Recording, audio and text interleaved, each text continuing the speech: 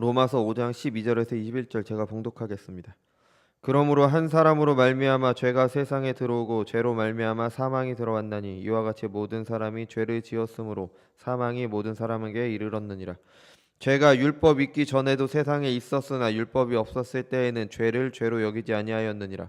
그러나 아담으로부터 모세까지 아담의 범죄와 같은 죄를 짓지 아니한 자들까지도 사망이 왕노릇하였나니 아담은 오실자의 모형이라. 그러나 이 은사는 그 범죄와 같지 아니하니 곧 한 사람의 범죄를 인하여 많은 사람이 죽었은즉 더욱 하나님의 은혜와 또한 한 사람 예수 그리스도의 은혜로 말미암은 선물은 많은 사람에게 넘쳤느니라. 또한 이 선물은 범죄한 한 사람으로 말미암은 것 같지 아니하니 심판은 한 사람으로 말미암아 정죄에 이르렀으나 은사는 많은 범죄로 말미암아 의롭다 하심의 이름이니라. 한 사람의 범죄로 말미암아 사망이 그 한 사람이 통하여 왕노릇하였은즉 더욱 은혜와 의의 선물을 넘치게 받은 자들은 한 분 예수 그리스도를 통하여 생명 안에서 왕노릇하리로다. 그런즉 한 범죄로 많은 사람이 정죄에 이른 것 같이 한 의로운 행위로 말미암아 많은 사람이 의롭다 하심을 받아 생명에 이르렀느니라. 한 사람이 순종하지 아니함으로 많은 사람이 죄인 된 것 같이 한 사람이 순종하심으로 많은 사람이 의인이 되리라. 율법이 들어온 것은 범죄를 더하게 하려 함이라. 그러나 죄가 더한 곳에 은혜가 더욱 넘쳤나니 이는 죄가 사망 안에서 왕노릇한 것 같이 은혜도 또한 의로 말미암아 왕노릇하여 우리 주 예수 그리스도로 말미암아 영생에 이르게 하려 함이라. 아멘. 기도하겠습니다. 거룩하고 존귀하신 주님, 은혜와 사랑을 감사드립니다. 오늘도 주님의 거룩한 날 허락하셔서 공예배를 하나님께 영광 돌릴 수 있게 하신 은혜 감사드립니다. 주님, 이 시간 주님의 말씀 듣는 시간입니다. 우리 안에 계신 성령께서 함께 하셔서 듣는 말씀 가운데 하나님의 음성을 듣는 시간 될 수 있도록 인도하여 주옵소서. 감사드리며 사랑이 많으신 예수님의 이름으로 기도드렸습니다. 아멘. 우리 교회는 매월 마지막 주에 성찬을 하기 때문에 부활절에 따로 성찬을 하지 않습니다. 사실 성찬은 매 주일마다 하는 것이 유익합니다. 왜냐하면 성찬은 그리스도의 살과 피를 영적으로 먹고 마시는, 그러니까 은혜를 받는 시간이기 때문에 그렇습니다. 듣기만 했던 복음을 직접 눈으로 보고 직접 몸으로 행함으로 또 경험하고 각인시키는 시간입니다. 동시에 그리스도의 살과 피가 나타내는 빵과 포도주를 먹고 마심으로, 그러니까 우리가 실제로 하지만 영적으로 생명의 양식 대신 그리스도의 살과 피를 먹고 마시는 시간입니다. 그러니까 소중한 시간이기 때문에 매주 행하는 것이 좋지만 여건상 이제 매달 마지막 주에만 그렇게 하고 있습니다. 그래서 성찬에 참여할 때는 형식적으로 참여하기보다는 이제 의미를 생각하며 참여를 해야 됩니다. 그러니까 형식적으로 그냥 종교적인 행위만 하는 것은 아무런 의미가 없습니다. 그 행위 자체가 우리에게 뭔가를 가져다 주지 않습니다.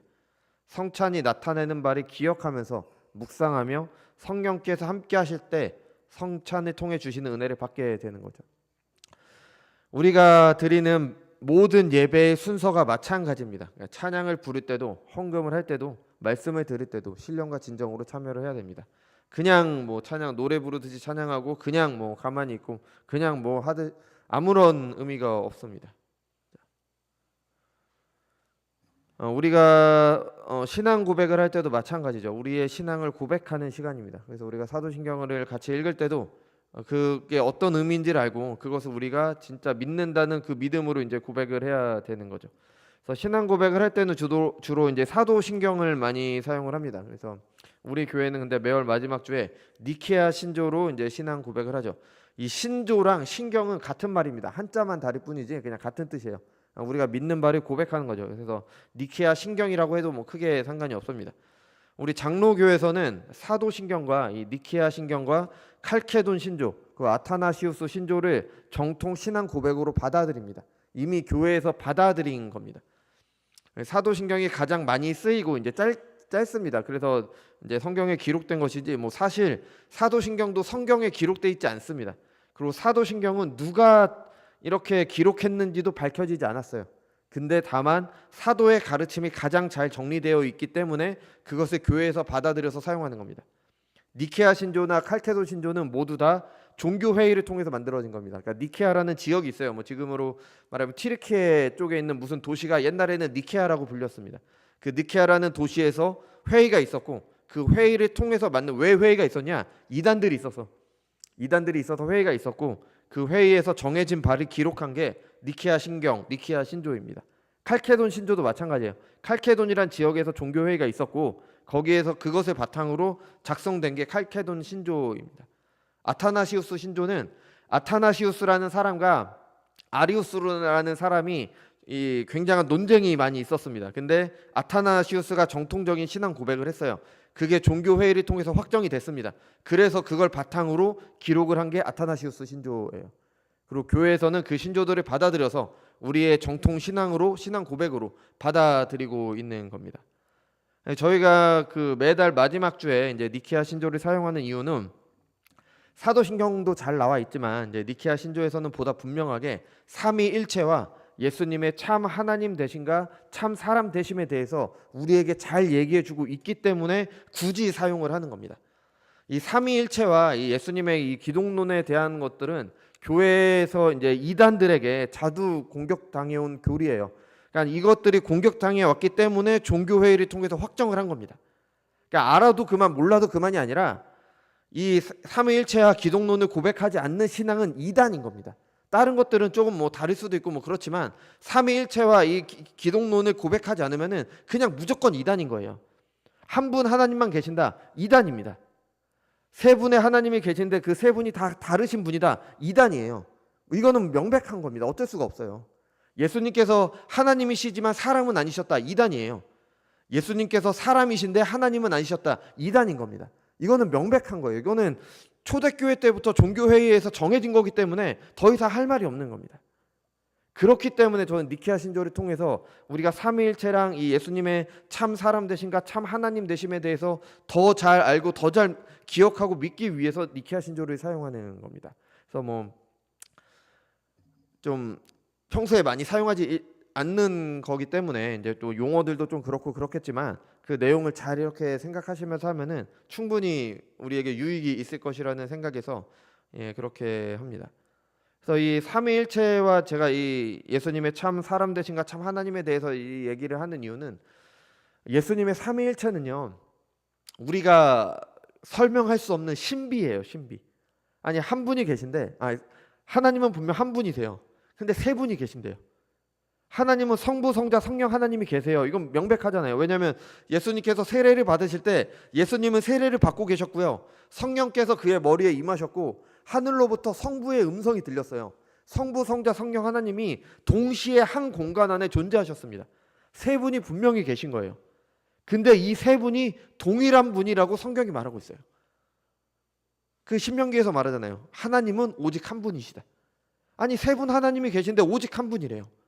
이해가 안 되죠. 이건 우리의 이해할 수 있는 것을 뛰어넘은 겁니다. 왜냐하면 하나님의 신적 존재 방식이기 때문에 우리가 어떻게 이해할 수가 없는 거예요. 이것을 그래서 우리는 신비적인 연합이라고 이야기를 합니다. 우리는 알 수 없지만 신비적으로 성부, 성자, 성령 하나님께서 분명히 다른 인격체이시지만 그 인격이라는 말은 주로 사람들에게 사용하기 때문에 하나님께 대해서는 위격이라는 말을 사용해요. 그래서 삼위인 겁니다. 세 분 위격이시지만 그 세 분이 동일하신 분이래요. 그러니까 신비로운 연합인 거죠. 또 예수님께서는 참 하나님이시면서 동시에 참 사람이십니다.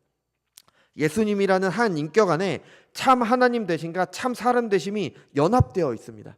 이것도 신비로운 연합이죠. 예수님은 어떤 사람들은 이렇게 얘기해요.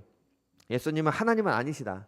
근데 사람 중에서 정말 거룩하고 정말 신실하고 그런 사람이었기 때문에 하나님께서 그 예수라는 사람을 그렇게 신적인 존재로 높이셨다. 그래서 우리의 구원자가 될 수 있으셨다. 아닙니다.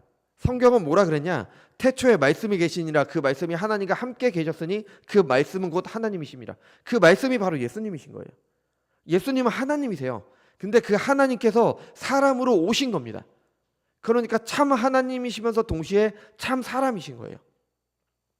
참 하나님이셨으니까 그 한 분의 죽으심으로 모든 사람들의 죄를 대신할 수 있었던 겁니다. 아니 사람이면은 내가 죽으면 내 죄를 대신하는 거잖아요. 만약에 내가 죄가 없어요. 나 한 사람 죽으면은 한 사람의 죄밖에 대신하지 못할 거 아니에요. 근데 하나님이셨기 때문에 모든 죄인에게 쏟아부어지는 하나님의 진노의 잔을 마실 수가 있으셨던 겁니다. 근데 그와 동시에 참 사람이셨기 때문에 죽으실 수가 있었던 거예요. 아니 하나님이 죽으실 수가 있으세요? 하나님은 못 죽으세요. 근데 죽기 위해서, 우리 사람의 죽음의 값을 대신하시기 위해서 사람으로 오셔서 죽으신 겁니다. 그러니까 예수님이 참 하나님이시거나 참 사람 둘 중 하나가 아니라면은 우리의 구원자가 되실 수가 없으신 거예요. 그러니까 이것을 부인하면 이단이 되는 겁니다. 이게 그냥 우리가 머릿속으로 알고 그냥 이건 뭐 신학자들이 말하는 거, 그게 아니라 명백한 진리이고요. 이걸 안 믿으면은 우리의 믿음이 가짜가 되는 거고요. 이 믿음 안에서 우리의 신앙이 나오게 되는 겁니다. 우리의 삶이 이거의 바탕으로 나오게 돼요. 왜 이걸 얘기를 하냐? 이걸 얘기를 하냐면은 오늘 이제 본문의 말씀이 이 신비로운 연합에 대해서 얘기를 하고 있기 때문에 이거 얘기로 시작을 하는 겁니다. 그래서 우리가 매달 마지막 주에 사용하는 니케아 신조 또는 니케아 신경이 좀 익숙하지 않으실 수도 있지만 그것을 잘 이렇게 고백하면은 분명히 삼위일체와 그리고 예수님의 참 하나님 되심과 참 사람 되심에 대해서 더 많이 이해하게 되고 더 많이 믿게 되는 그런 시간 유익이 있기 때문에 같이 그렇게 사용하는 시간에 앞으로도 이제 매회 달 마지막 주에는 이렇게 하도록 하겠습니다. 그래서 오늘 우리 본문은 이 신비로운 연합을 통해서 인류의 상태를 이해하게 되고요. 이 신비로운 연합이 아니고는 설명이 안 되는 우리의 구원에 대해서 이제 본문이 이야기를 하고 있습니다. 그래서 이 전체 내용을 뭐 처음부터 끝까지 하나하나 다 볼 수는 없고요. 저 이제 전체적인 내용을 훑고 이제 그 다음 주부터 이제 조금 더 이제 하나하나 좀 자세히 들어가는 뭐 그런 방식으로 이렇게 진행하려고 합니다. 우리가 이제 지난주까지 봐왔던 것처럼 이제 로마서 5장은 구원의 확신에 대해서 우리에게 이야기를 하고 있죠. 신자들은 어떻게 구원을 확신할 수 있는가? 그 증거가 무엇인가? 구원받았다는 증거는 신자들 안에서 나오지 않습니다. 나는 내가 구원받았다는 확신이 있다. 그 확신이 구원의 확신이 아니에요. 왜냐하면 내 주관적인 생각이니까. 그럼 구원은 어떻게 확신할 수 있냐? 우리의 구원은 삼위 하나님께서 나에게 행하신 겁니다. 내가 행한 게 하나도 없고요. 삼위 하나님께서 내게 행하신 거예요. 그럼 내가 구원을 확신할 수 있는 증거도 나에게서 나오는 게 아니라 삼위 하나님께서 나에게 어떤 일을 행하셨고 그 결과가 내 삶 가운데 어떻게 나타나느냐, 요게 우리가 구원을 확신할 수 있는 증거가 되는 거죠. 그리고 그 구원은 하나님의 사랑에서 시작돼서 그리스도의 순종으로 이루어지죠. 그리고 성령께서 그 구원을 우리에게 전해주시게 되는 겁니다. 그래서 이제 11절까지의 내용에서 보면은 이런 말이 많이 나와요. 그리스도께서 우리를 위하여 죽으셨다. 그러니까 예수님의 순종을 강조하는 거죠. 그의 피로 말미암아, 예수님이시죠. 그로 말미암아, 그의 아들의 죽으심으로 말미암아, 그의 살아나심으로 말미암아, 우리 주 예수 그리스도로 말미암아. 계속 예수님에 대해서 이야기를 해요. 그러니까 이 말을 통해서 예수님께서 행하신 일들을 통해서만 우리가 구원받을 수 있다라는 걸 계속 말을 해주고 있는 거죠.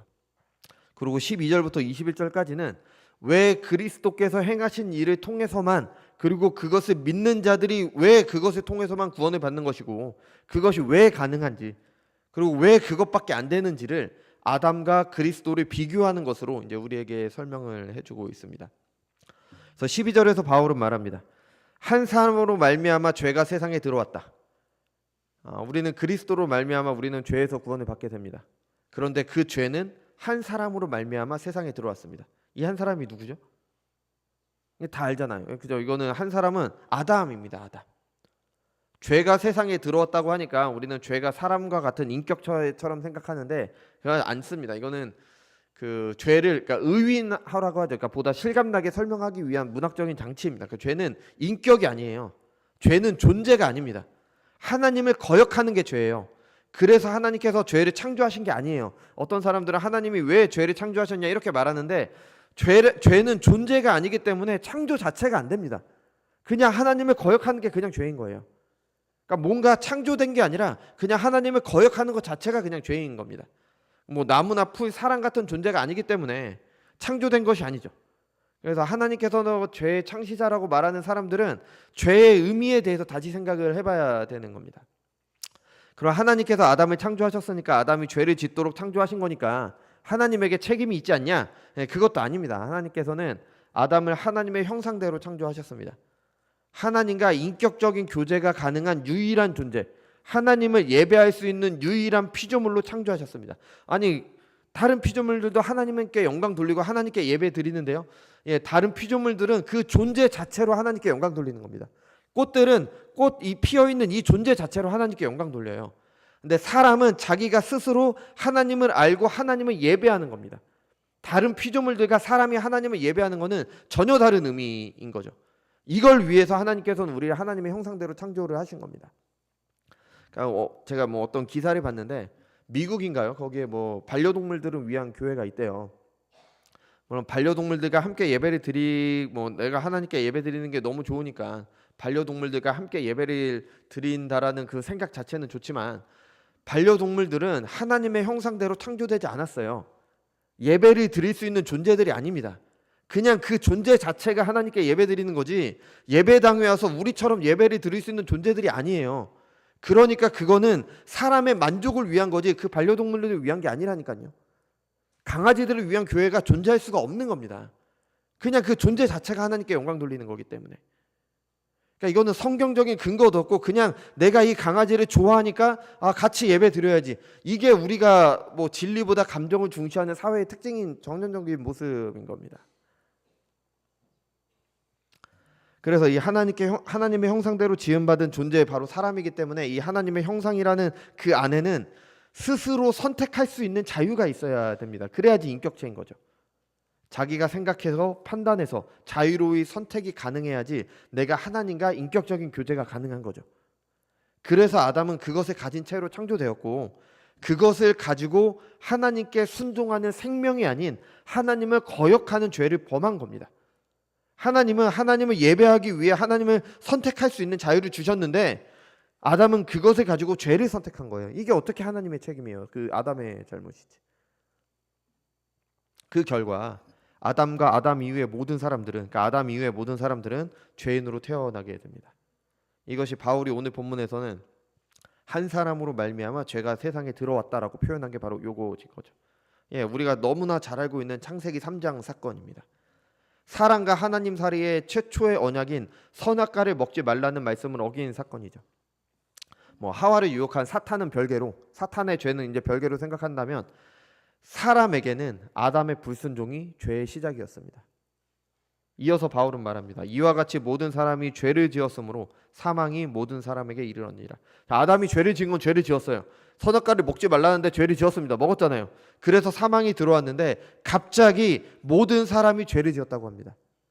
그리고 사망이 모든 사람에게 이르렀다고 말을 해요. 믿지 않는 분들은 이해할 수 없습니다. 아니 아담이 죄를 지었는데 어떻게 모든 사람이 죄를 지은 거냐? 아담 혼자 죄를 지었는데 왜 우리도 같이 죄를 지은 거냐? 네, 우리는 이것을 보면 바울이 원죄를 말하고 있다라는 걸 알 수가 있죠. 그죠? 모든 사람은 죄 중에 태어납니다. 죄인으로 태어나서 죄를 짓죠. 시편 51편 5절에 보면은 내가 죄악 중에 출생하였으며 어머니가 죄 중에 나를 잉태하였나이다. 이게 다윗의 고백이잖아요. 다윗이 밧세바와 불륜을 저질렀을 때 다윗이 깨달은 겁니다. 내가 죄악 중에 출생했구나. 나는 죄인일 수밖에 없구나. 왜냐하면 그 하나님의 마음에 합하다는 그 바울조차도 한순간이 틈에 있으니까 죄를 지은 겁니다. 이게 사람이에요. 이게 사람. 이게 죄인으로 태어나는 사람인 겁니다. 모든 사람이 죄인으로 태어난다. 원죄로 가지고 태어난다. 이게 성경의 일관된 가르침입니다. 그리고 우리가 직접 경험하는 것이기도 하죠. 나를 보면 알 수 있잖아요. 그죠? 기독교의 대표적 이단 중에 하나가 펠라기우스라는 이단이 있는데 이런 분들을 따르는 사람들이 아직도 있어요. 이 사람들은 원죄를 인정하지 않습니다. 아담이 지은 죄는 그의 후손들이 그러니까 아담이 지은 죄는 그의 후손들과 그러니까 다른 사람들과 관련이 없다. 아담이 지은 죄는 아담이 지은 거고 아담의 자녀들은 아담이 지은 죄를 보고 따라하는 것이다. 그래서 죄를 짓는 거지, 그래서 죄인이 되는 거지 태어날 때부터 죄인은 아니다. 그러니까 우리는 다 다른 사람, 우리의 부모나 아니면 우리의 윗세대 사람들의 죄를 보고 따라하기 때문에 죄인이 되는 거지 우리가 태어날 때부터 죄인은 아니다. 이렇게 이야기를 합니다. 이 펠라기우스와 이제 아우구스티누스라고 하죠. 그러니까 이분과 이제 원죄에 대한 논쟁이 교회사에서 아주 중요한 문제였습니다. 그래서 성경이 명백히 말하는 것은 사람은 죄인으로 태어나기 때문에 죄를 짓는다는 겁니다. 내가 부모의 죄를 배워서 죄를 짓는 게 아니에요. 우리의 본성은 늘 죄를 향하고 있습니다. 여러분 갓 태어난 아이들 보세요. 아직 예절이나 생활 방식을 배우지 않는 아이들은 굉장히 이기적이잖아요. 배고프면 울어요.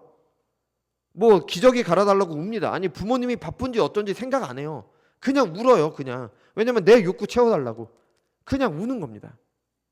아니 우리가 그 아이들한테 너는 이렇게 이기적으로 행동해야 돼, 그런 거 가르쳐줬나요? 안 가르쳐줬잖아요. 그냥 그 상태 그대로 그렇게 죄악된 본성을 가지고 태어나는 겁니다.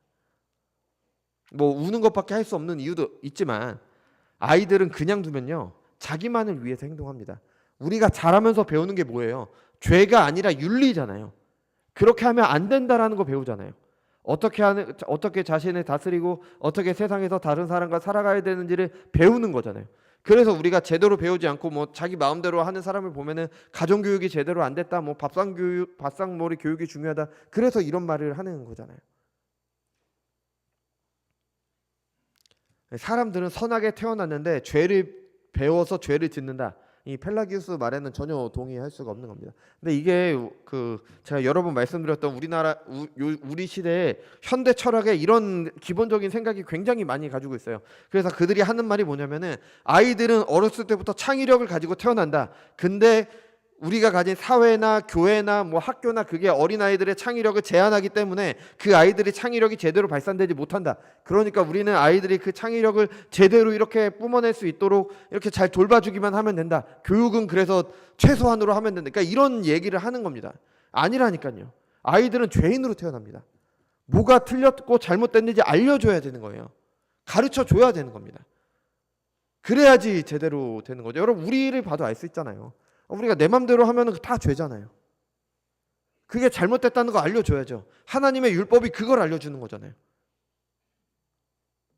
성경의 증언도 그리고 우리의 경험도 우리가 분명히 죄인으로 태어난다라는 것을 이야기를 해주고 있는 겁니다.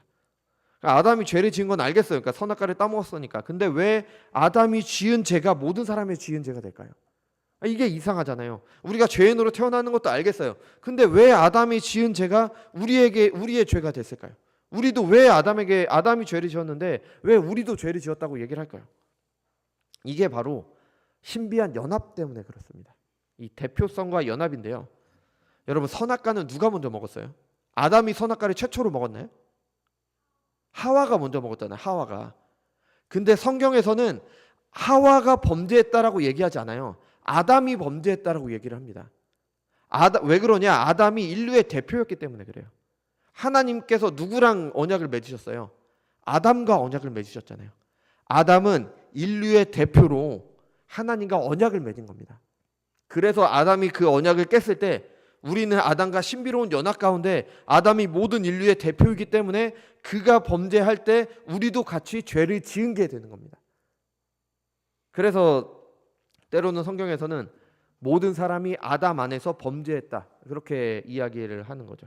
이런 대표성은 우리 시대에도 흔하게 찾아볼 수가 있어요. 여러분 우리나라가 다른 나라와 무슨 외교적인 조약을 맺거나 할 때 모든 국민들이 다 가서 하지 않잖아요. 그죠? 대표가 가잖아요. 대표가 무슨 외교관이라든지 장관이라든지 뭐 중요한 일 같은 경우에는 대통령이 직접 가잖아요. 그죠? 근데 우리나라 대표가 다른 나라 대표와 조약을 맺었다. 그럼 어떻게 될까요? 이 조약을 맺은 그 각 나라 대표들에게만 영향을 주나요? 아니잖아요. 이 둘이 맺은 그 조약은 이 나라 모든 백성들과 이 나라 모든 백성들에게 영향을 주잖아요. 이게 대표이기 때문에 그래요. 대표고 그들을 대표해서 조약을 맺었기 때문에 이게 대표성이죠. 아담은 인류의 대표로 하나님과 약속을 했고 그 약속을 어긴 아담의 범죄가 모든 사람의 범죄가 되는 겁니다. 그리고 우리는 아담과 신비로운 연합 가운데 있기 때문에 아담이 죄를 범했을 때 우리는 모두 아담 안에서 죄를 범한 게 되는 거죠. 그래서 아담 이후에 모든 사람은 죄인으로 태어나게 되는 겁니다. 태어날 때부터 죽음을 그 형벌로 받아야 되는 존재로 태어나게 되는 거죠. 태어날 때부터 죄를 지을 수밖에 없는 죄인으로 태어나게 됩니다. 아담이 우리의 대표이기 때문에, 우리가 아담과 연합되어 있기 때문에 아담의 죄가 우리에게 전가되는 겁니다. 우리는 아무것도 하지 않아도 아담의 죄가 우리의 것이 되는 거예요. 우리가 우리의 대표이기 때문에, 또 우리가 그와 연합되어 있기 때문에. 그럼 이제 대부분의 사람들이 이런 말을 하죠. 아니 억울하다. 왜 아담이 사람을 대표하냐? 내가 아담이었다면 나는 선악과를 먹지 않을 텐데. 언약을 어기는 그 연약한 존재인 왜 아담을 인류를 대표하게 하셨냐? 하나님 너무하시다. 여러분 근데요, 아담은 역사상 존재했던 가장 완벽에 가까운 인간이었습니다. 물론 예수님을 제외한 거죠. 아담은 죄인으로 태어나지 않았습니다. 우리는 모두 죄인으로 태어나요. 근데 아담은 죄인으로 태어나지 않았습니다. 아담은 그 어떤 사람보다도, 이 땅에 있었던 그 어떤 사람보다도 더 정결했고 죄에서 자유로웠습니다. 또 아담은 아주 지혜로웠어요. 그의 지혜가 타락하지 않았습니다. 그러니까 하나님께서 만드신 동물들을 아담에게 이끌어 왔을 때 아담이 다 이름을 지어줬잖아요. 이게 하나님께서 창조하신 그 존재들을 다스릴 수 있는 충분한 지혜를 가진 존재였습니다.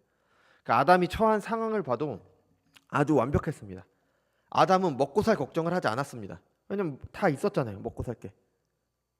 우리는 먹고 살아야 되기 때문에 어쩔 수 없는 선택을 해야 될 때도 있잖아요. 근데 아담은 아니었다니까요. 이미 다 있었어요. 그러니까 그 선악과를, 그러니까 내가 먹고 살기 위해서 선악과를 먹은 게 아니에요. 내가 굶주려 있으니까 나는 이걸 안 먹으면 죽으니까 선악과를 먹은 게 아니라니까요. 근데 우리는 때로는 그럴 상황이 있잖아요. 근데 아담은 아니었다는 겁니다. 도리어 다른 열매들이 훨씬 많았죠. 안 먹는 게 훨씬 더 쉬워요. 다른 것들 먹으면 되니까. 근데 그런 상황에서 적극적으로 하나님을 거역해서 선악과를 먹은 거죠. 뭐 사탄이 유혹했다, 뱀이 유혹했다, 유혹할 수도 있죠. 근데 그 유혹을 하기 전에 보면은 이미 하와의 마음이 하나님을 거역하고 있습니다. 그 대화를 자세히 보면요. 그러니까 아무리 유혹을 했다 그래도 마음이 하나님에게서 돌아서지 않았다면 아담과 하와는 충분히 그 유혹을 이겨낼 수 있었습니다. 여자가 그 나무를 본즉 먹음직도 하고 보암직도 하고 지혜롭게 할 만큼 탐스럽기도 한 나무인지라. 먹기 전부터 마음이 흔들린 겁니다. 이미 하나님과 같아지려는 마음이 있었어요. 그래서 죄를 범한 거죠. 여러분, 아담은요, 우리보다 훨씬 더 순결했습니다. 우리보다 더 지혜로웠고요, 우리보다 더 좋은 환경에 있었어요. 이런 아담이 하나님을 거역했다면 이 세상에 그 누가 선악과를 먹지 않는다라고 장담할 수 있겠습니까? 아담보다 내가 더 나을 것이라는 것은 교만입니다. 교만.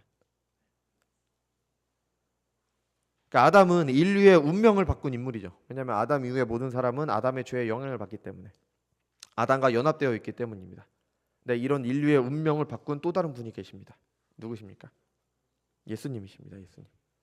아담이 언약의 대표로 하나님과의 언약을 어겨 모든 사람이 죄를 짓게 했습니다. 이와 마찬가지로 예수님께서는 언약의 대표로 하나님과 언약을 맺어 모든 사람, 그를 믿는 모든 사람을 의롭다 하십니다.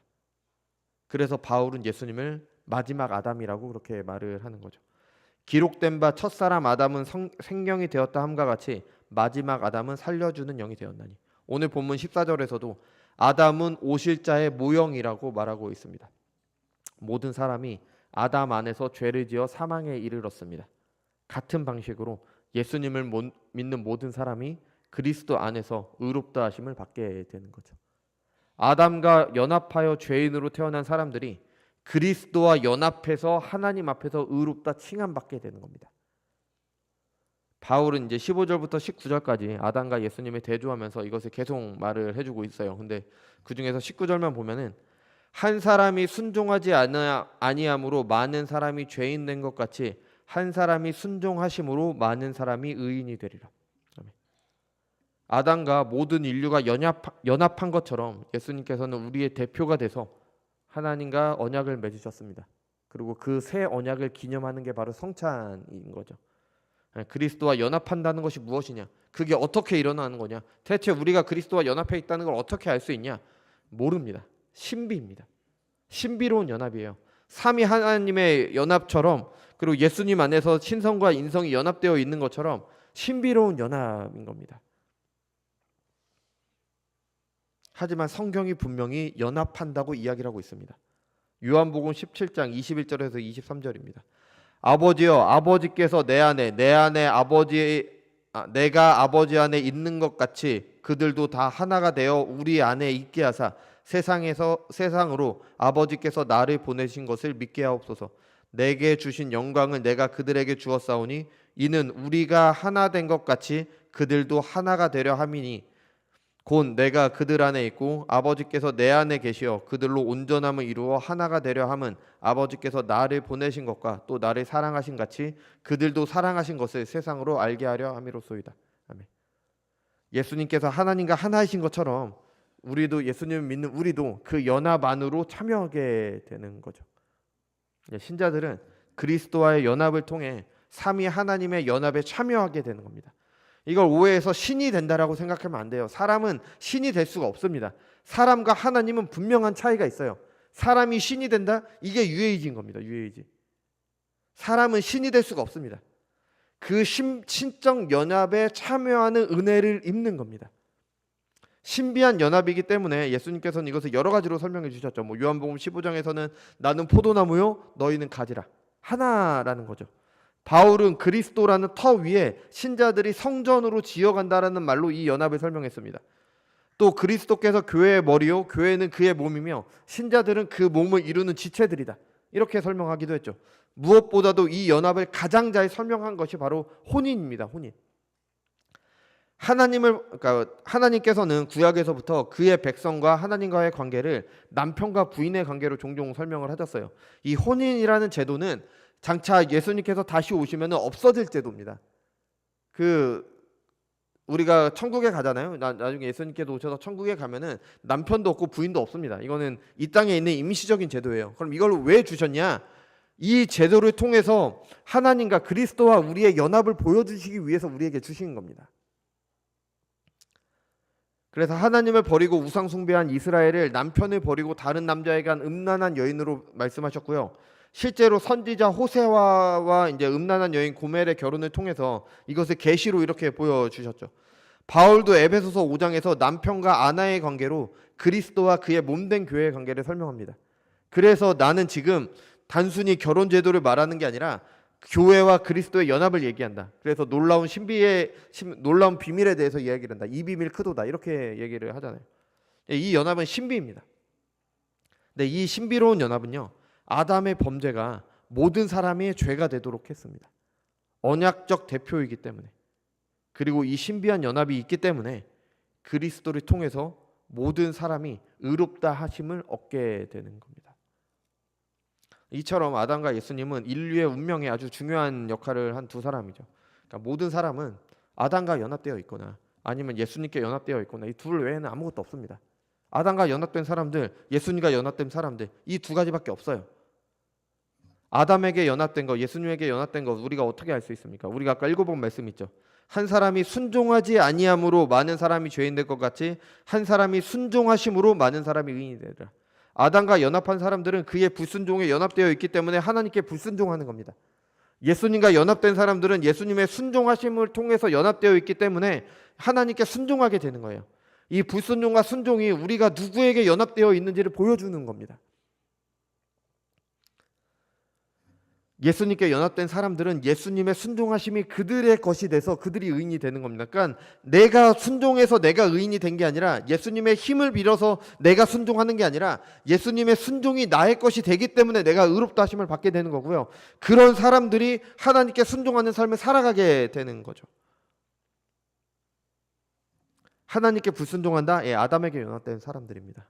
하나님께 순종한다? 그럼 예수님께 연합된 사람들인 겁니다.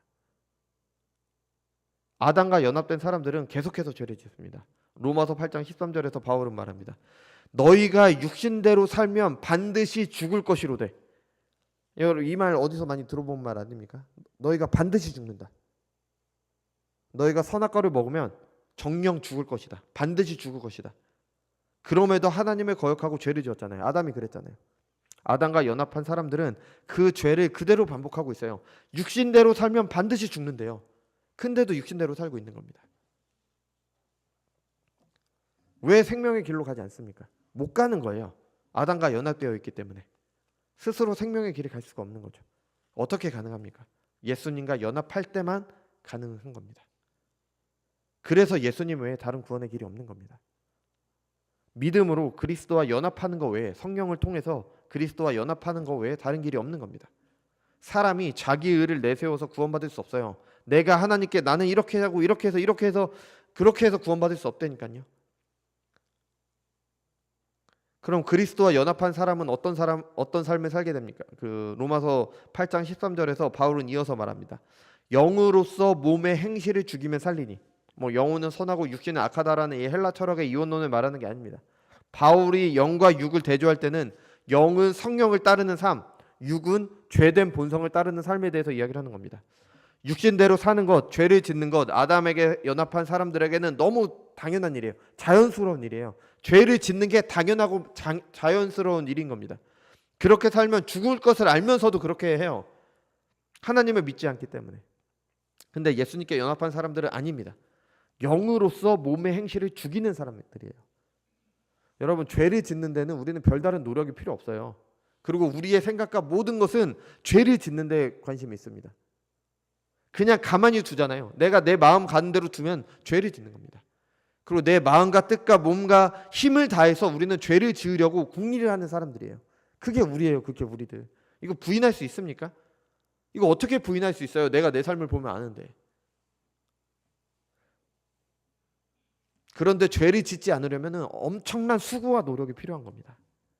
영으로서 몸의 행실을 죽여야 되는 겁니다. 조나단 에드워즈 목사님께서 거듭난 사람들의 가장 큰 특징은 뭐라고 하셨을까요? 뭐라고 하셨을 것 같아요? 거듭난 사람들의 가장 큰 특징이 뭘까요? 이성이 고양된다라고 했을까? 이성이 높아진다. 뭐 똑똑해진다, 뭐 공부 잘하게 된다, 그게 아닙니다. 거듭난 사람들, 예수님과 연합한 사람들은 생각을 하게 됩니다. 생각을 열심히 생각해요. 생각하지 않고 그냥 되는 대로 살아가면 우리는 죄를 짓기 때문에 어떤 일을 할 때도 이게 죄인지 아닌지 고민하는 겁니다. 어떤 선택을 할 때도 이게 죄인지 아닌지 고민하는 거예요. 무엇이 하나님의 뜻인가? 내가 이렇게 살아도 되는가? 내가 이 선택을 해도 되나? 이렇게 사는 게 맞나? 내가 이 물건을 사는 게 맞나? 안 사는 게 맞나? 뭐가 하나님께 영광 돌리는 거지? 매사에 이렇습니다. 매사에. 뭘 사고 팔 때도 어떤 일을 할 때도 이러는 거예요. 왜? 영으로서 몸의 행실을 죽여야 되기 때문에. 아담과 연합한 사람들은 이렇게 하지 않는다니까요. 뭐 그렇게 복잡하게 사냐? 그냥 되는 대로 살면 되지.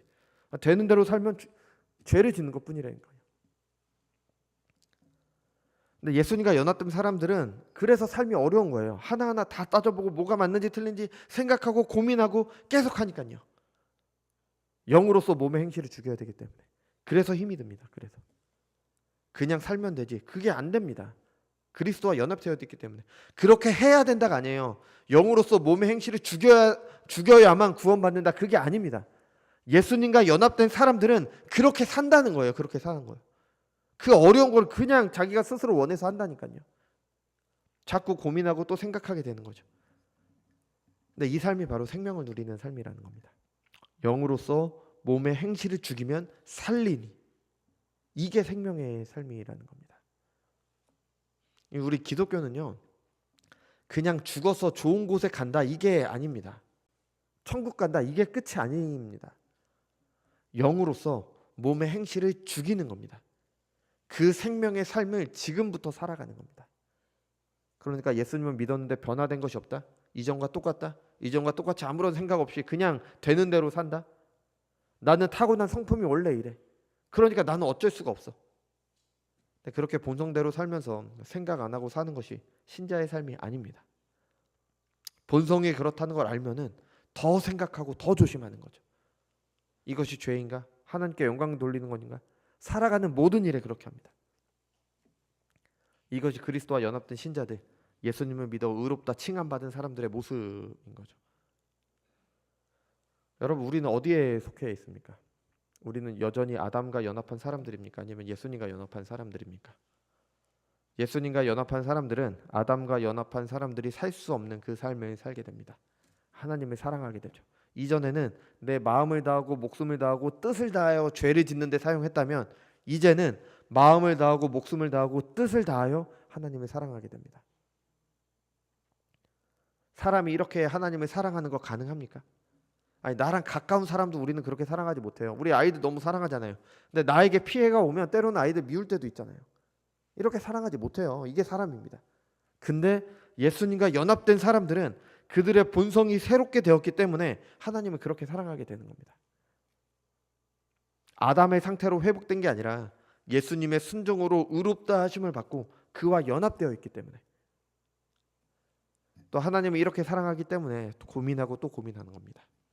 모든 것으로 하나님을 섬기기 위해, 하나님의 일을 위해 고민합니다.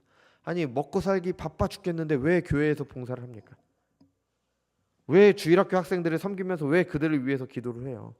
왜 돈도 안 되고 말초신경을 자극해 주지도 않는데 하나님의 말씀을 듣고 배우기 위해서 시간을 씁니까? 아니 지금 당장 학생들 보면은 시험 기간이에요.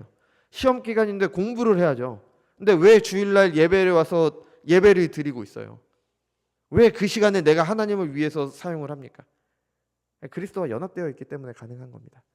아담과 연합되는 사람들은 그냥 시험 공부하는 게 너무 당연한 거예요. 왜냐하면 당장 나에게 이익을 주는 게 성적이니까, 그게 더 중요하니까. 근데 예수님과 연합되어 있으니까 그 시간을 쪼개고 쪼개서 하나님께 예배드리러 오는 거잖아요. 이게 신자들인 겁니다. 이게 고민을 하는 거예요. 내가 이 시간에 시험 공부하는 게 맞냐? 하나님께 예배드리는 게 맞냐? 내가 이거 하는 게 맞냐? 이거 하는 게 맞냐? 고민하면서 살아가는 거예요. 고민하면서. 예수님과 연합되어 있기 때문에. 저도 못 그랬어요.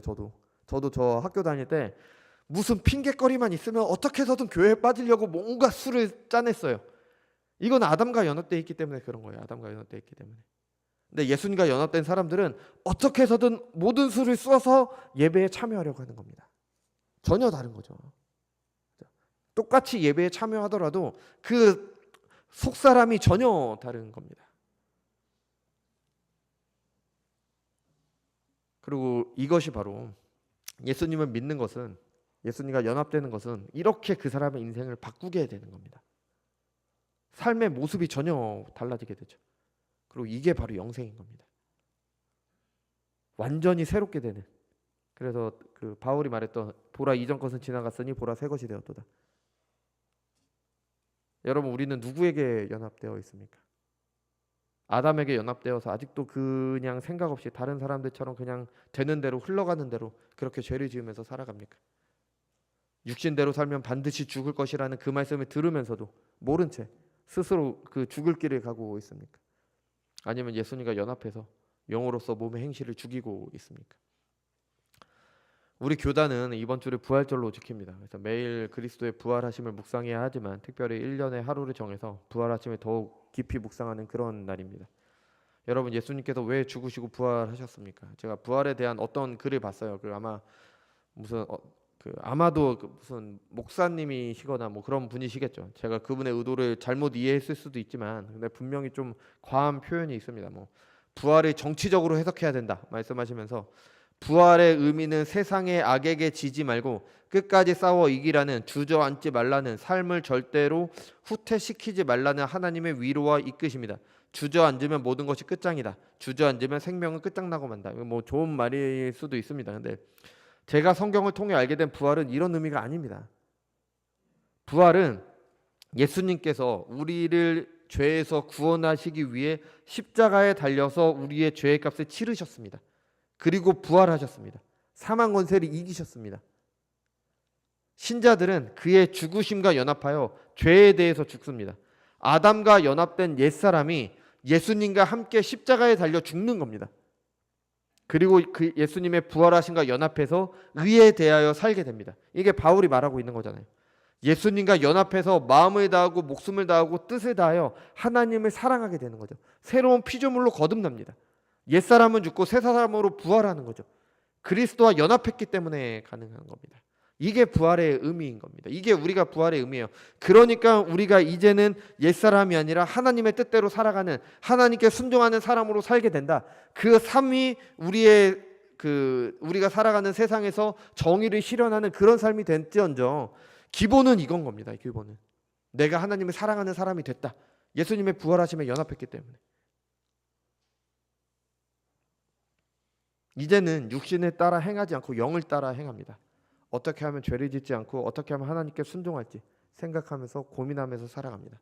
저는 제가 이 설교를 준비하면서 그 목사님께서 아까 제가 말씀드린 마음을 다하고 뜻을 다하고 힘을 다하여 죄를 지으려고 한다. 저는 이 말이 너무 공감이 됐습니다.